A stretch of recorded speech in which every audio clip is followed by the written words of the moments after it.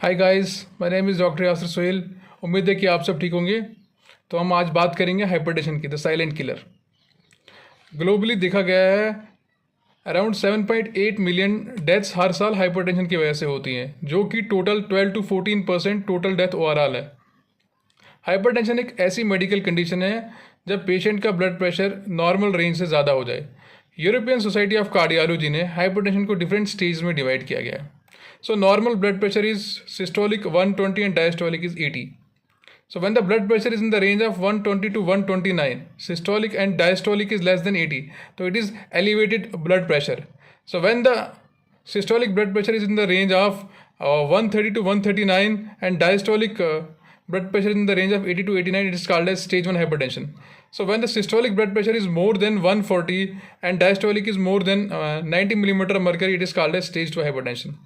कुछ ऐसी कंडीशंस होती हैं जब पेशेंट का blood pressure systolic is more than 180 and diastolic is more than 120, तो उस कंडीशन को हाइपरटेंसिव अर्जेंसी बोलते हैं। In this case there is an urgent medical attention required. कुछ केसेस में ऐसा भी होता है कि ब्लड प्रेशर पेशेंट का सिस्टोलिक मोर देन 180 है और डायस्टोलिक मोर देन 120 है, उसके साथ साथ उसको टारगेट ऑर्गन डैमेज है, जैसे कि उसको ब्लरिंग ऑफ विजन है, उसको दिखाई नहीं दे रहा है, या उसको चेस्ट पेन है। तो उस केसेस में इसको बोलते हैं हाइपरटेंसिव इमरजेंसी। रिस्क फैक्टर जो हाइपरटेंशन के हैं, तो most common risk factor is age के साथ साथ क्या होता है कि हमारी वेसल्स जो हैं उनकी कंप्लेंस कम हो जाती है, जो ब्लड प्रेशर को बढ़ा सकता है। उसके बाद डाइटरी फैक्टर जो हैं, सैचुरेटेड फैट्स लेना, उनकी इंटेक बढ़ाना, या फिर साल्ट इंटेक को बढ़ाना। स्ट्रेस एक इम्पॉर्टेंट फैक्टर है, ओबेसिटी वो भी एक इम्पॉर्टेंट फैक्टर है। हाइपरटेंशन को दो टाइप्स में डिवाइड किया गया है, प्राइमरी हाइपरटेंशन और सेकेंडरी हाइपरटेंशन। प्राइमरी हाइपरटेंशन वो हाइपरटेंशन होता है जिसमें काज पता नहीं होता है, that is idiopathic. Secondary hypertension there is a cause, like कोई एंडोक्राइन काज हो गया, या कोई पेरिफेरल आर्टरी डिजीज़ हो गई, या कोई थायराइड का काज हो गया, या कोई रीनल काज हो गया, जो आइडेंटिफाइबल कर सकते हैं। हाइपरटेंशन के जो सिम्टम्स होते हैं, इसको साइलेंट किलर इसलिए कहा गया है क्योंकि इसके सिम्टम्स जल्दी नहीं आते, तो ये डायरेक्टली कॉम्प्लिकेशंस में जा सकता है।